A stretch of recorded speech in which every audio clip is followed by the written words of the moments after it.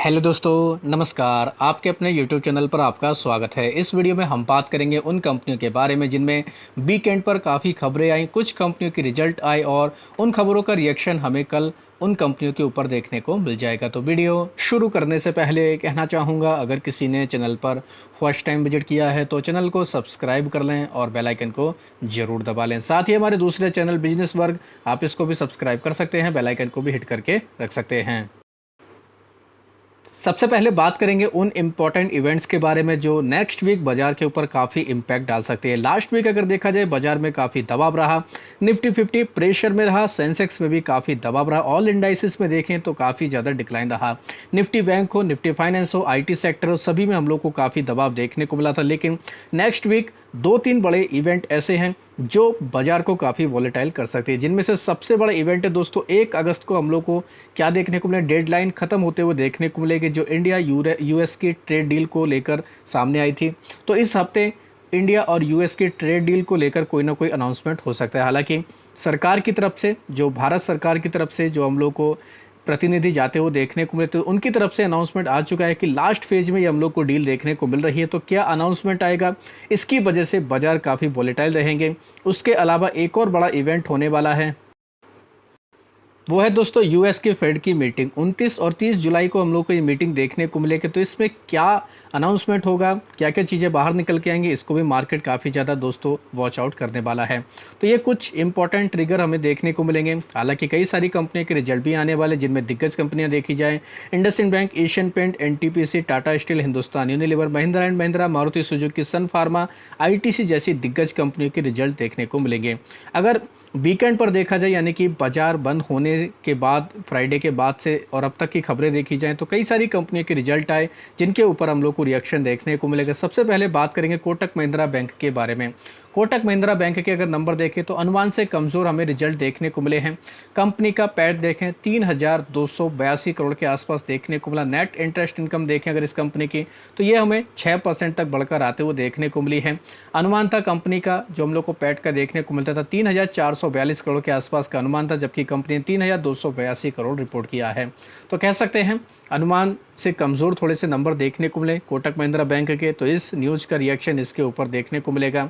दूसरी company cell, यानी कि steel authority of India limited, इसके भी रिजल्ट हमें देखने को मिले। अगर इसके नंबर देखा जाए दोस्तों हम लोग को, तो काफ़ी बेहतर देखने को मिले, लेकिन ये भी दोस्तों हम लोग को अनुमान से कमज़ोर देखने को मिल रहे हैं। कंपनी का पैट 811% तक बढ़कर आया, करीब 744 करोड़ के आसपास, 9 गुना तक बढ़कर आया। लेकिन अनुमान कितना था दोस्तों, अनुमान हम लोग को काफ़ी ज़्यादा देखने को मिलता था। और अगर देखा जाए कंपनी का रेवेन्यू 8% बढ़कर आया, 25,921 करोड़ के आसपास, अनुमान 26,399 करोड़ के आसपास देखने को मिल रहा था। तो कहने का मतलब ये है, कंपनी ने बेशक इतनी ज़बरदस्त ग्रोथ दिखाई है अपने पैट में, लेकिन उसके अकॉर्डिंग देखा जाए तो कंपनी ने अनुमान के मुताबिक नंबर रिपोर्ट नहीं किए हैं। इनके अलावा बात करेंगे दोस्तों, एक और कंपनी है आईडीएफसी फर्स्ट बैंक। ये कंपनी लगातार अपने कमज़ोर नंबर प्रेजेंट करते आ रही है। आईडीएफसी फर्स्ट बैंक के नंबर देखें तो 29% कंपनी का पैट गिरकर आया, 453 करोड़ रुपये के आसपास। कंपनी का एनपीए देखें, ये भी दोस्तों हम लोग को बढ़कर आते हुए देखने को मिले। तो कह सकते हैं काफ़ी कमज़ोर नंबर हम लोग को इस कंपनी के देखने को मिले। कंपनी लगातार दोस्तों दबाव में देखने को मिल रही है। पिछले साल देखा जाए तो कंपनी का हम लोग को 681 करोड़ के आसपास का पैट देखने को मिलता था। एसबीआई कार्ड की बात करेंगे, ये कंपनी भी काफ़ी ज़्यादा हम लोग को खबरों में देखने को मिल जाएगी। कंपनी के अगर रिजल्ट देखें तो कंपनी का पैट 6% तक गिरकर आया, 556 करोड़ के आसपास, लगभग 6.4% का डिक्लाइन है। साथ ही कंपनी का इंटरेस्ट इनकम देखें तो ये 14% तक बढ़कर आया, 1680 करोड़ के आसपास हमें ये देखने को मिल रहा है। कंपनी के बैड डेट बढ़कर आए हैं, तो इसकी वजह से कंपनी का पैट गिरकर आया। तो कह सकते हैं कि इस कंपनी के नतीजे भी हमें मिले जुले ही देखने को मिल रहे हैं। इतने तोड़फोड़ नंबर इस कंपनी की तरफ से फिलहाल देखने को तो नहीं मिले हैं। सीडीएसएल के ऊपर भी नज़र रख सकते हैं। इस कंपनी की तरफ से भी क्वार्टर 1 के रिजल्ट अपडेट कर दिए गए हैं। कंपनी का पैट देखें 24% तक घटकर आया, क्योंकि दोस्तों बीच में काफ़ी ज़्यादा हम लोग को चीज़ें देखने को मिली थी। इस वजह से क्वार्टर 1 में कंपनी के नंबर कमज़ोर रहे हैं। रेवेन्यू भी हम लोग को लगभग ½ % तक गिरकर आया। ये दोस्तों कंसोलिडेटेड नंबर है, लेकिन अगर इस कंपनी के हम स्टैंड अलोन नंबर देखें तो वो काफ़ी बेहतर देखने को मिल रहे हैं। तो ब्रोकिंग वाली कंपनियां खासतौर पर देखा जाए, मार्केट इंफ्रा से जुड़ी हुई कंपनियों के नंबर फिलहाल हम लोगों को कमज़ोर ही देखने को मिल रहे हैं। इससे पहले एंजल वन के नंबर आए थे, वो भी काफ़ी कमज़ोर ही देखने को मिले थे। तो मार्केट किस तरीके का रिएक्शन इस कंपनी के ऊपर देगा, ये भी काफ़ी इंपॉर्टेंट रहने वाला है। एनएसडीएल का आईपीओ भी दोस्तों हम लोग को ओपन होते हुए देखने को मिलेगा, तो इसका भी रिएक्शन हम लोग को फिलहाल सीडीएसएल के ऊपर तो देखने को मिल रहा है, क्योंकि जो ग्रे मार्केट प्रीमियम में एनएसडीएल के आईपीओ का हमें फिलहाल प्राइस देखने को मिल रहा है, उसके अकॉर्डिंग देखा जाए तो काफ़ी नीचे प्राइस बैंड इस कंपनी का रखा गया। 22% का डिस्काउंट है जो जीएमपी में हम लोग को इस कंपनी का वैल्यूएशन देखने को मिलता था। तो उसके अकॉर्डिंग भी देखा जाए तो कहीं ना कहीं सीडीएसएल के ऊपर इसका इम्पैक्ट देखने को मिल सकता है। इनके अलावा बात करेंगे दोस्तों एक और कंपनी के बारे में जिसमें हम लोग को काफ़ी इंपॉर्टेंट खबर देखने को मिली है।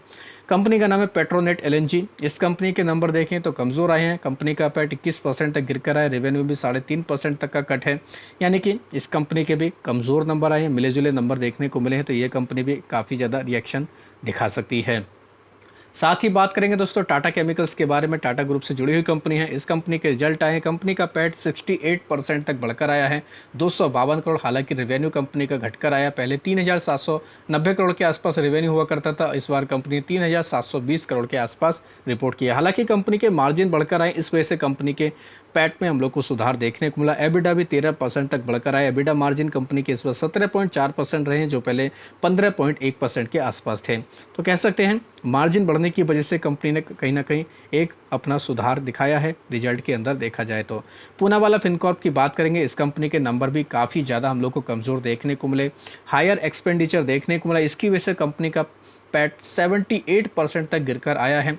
इस बार केवल 62 करोड़ के आसपास कंपनी ने पैट रिपोर्ट किया, जो पहले 292 करोड़ के आसपास देखने को मिलता था। नेट इंटरेस्ट इनकम 11% बढ़कर आई है, 639 करोड़।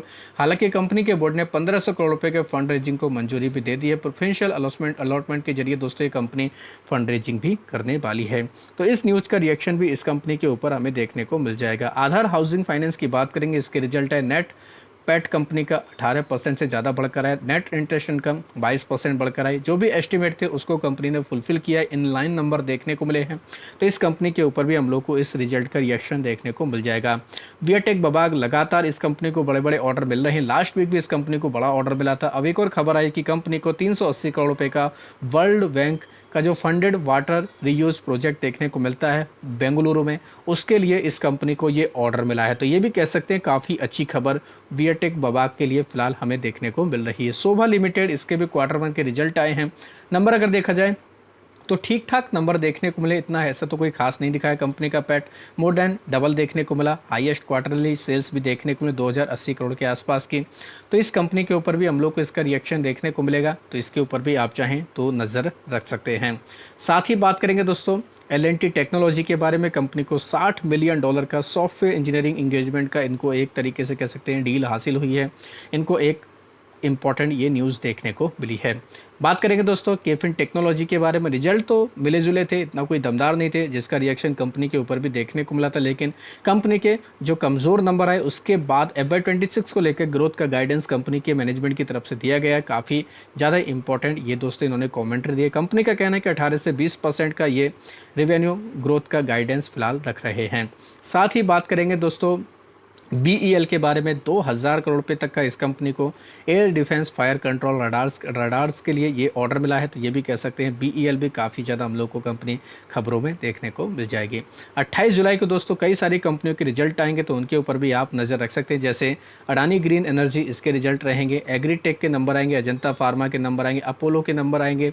साथ ही अडानी टोटल गैस, इसके भी रिजल्ट आएंगे। बजाज हेल्थ केयर, BEL इसके नंबर आएंगे। BMW, BPL फार्मा, इसके भी हम लोग को नंबर देखने को मिल जाएंगे। कार्ट्रेड टेक्नोलॉजी, साथ ही एक्सेल रियलिटी, 5 स्टार, और एक और कंपनी दोस्तों जो काफ़ी फोकस में देखने को मिलती है इंडसइंड बैंक, इसके भी नंबर देखने को मिलेंगे। JK पेपर, KEC इंटरनेशनल, साथ ही मजगन डॉक, इसके भी नंबर हमें देखने को मिलेंगे 28 जुलाई को। तो इसके ऊपर भी आप नज़र रख सकते हैं।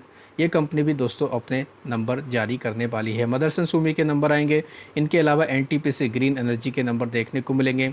पारादीप के भी नंबर हम लोग को देखने को मिल जाएंगे, तो इसके ऊपर भी आप चाहें तो नज़र रख सकते हैं। रेलटेल कॉरपोरेशन, इन्हीं के अलावा और भी कई सारी कंपनियाँ, काफ़ी लंबी लिस्ट है दोस्तों, तो आप चाहें तो इसको देख सकते हैं। Thangamayil jeweller, TRF, TTK Prestige, UPL, ये सभी कंपनियां, वारी एनर्जी इसके भी रिजल्ट आएंगे, तो ये सभी कंपनियां कल के दिन काफ़ी फोकस में रहेंगे। तो आप चाहें तो इन कंपनियों को डिटेल में जाकर भी स्टडी कर सकते हैं। साथ ही बात करेंगे एएसएम लिस्ट के बारे में। तो एएसएम की शॉर्ट टर्म की लिस्ट में आईईएक्स, ये एक इंपॉर्टेंट कंपनी जिसको ऐड किया गया, जिसकी वजह से इस कंपनी के ऊपर रिएक्शन देखने को मिल जाएगा। साथ ही दोस्तों लॉन्ग टर्म के एएसएम की बात करें, यहाँ पर फोर्स मोटर इस कंपनी के ऊपर नजर रख सकते हैं, इसको लॉन्ग टर्म के एएसएम में ऐड किया गया है। साथ ही यस हाई वोल्टेज और वाडियल एंटरप्राइज को एक एक स्टेज राहत दी गई है। साथ ही कुछ इंपॉर्टेंट कंपनियां भी जो लॉन्ग टर्म के एएसएम से बाहर निकले, जैसे डीजे मीडिया, प्रिंट, लॉजिस्टिक, इसके ऊपर नजर रख सकते हैं। साथ ही महिंद्रा ईपीसी इरिगेशन, ये काफ़ी इंपॉर्टेंट कंपनी है। वी2 रिटेल, वाडीलाल इंडस्ट्री और व्रिंची, इस कंपनी के ऊपर भी आप चाहें तो नजर रख सकते हैं। हालांकि एएसएम को लेकर ऑलरेडी एक डिटेल वीडियो बना दिया गया है, कई सारी कंपनियों के प्राइस बैंड भी जिसमें बदले गए हैं। तो आशा करता हूं दोस्तों आपको वीडियो अच्छा लगा होगा। वीडियो अगर पसंद आया तो चैनल को सब्सक्राइब कर लें, बेल आइकन को दबा लें, ज़्यादा से ज़्यादा लोगों में शेयर करें। धन्यवाद दोस्तों, बाय बाय।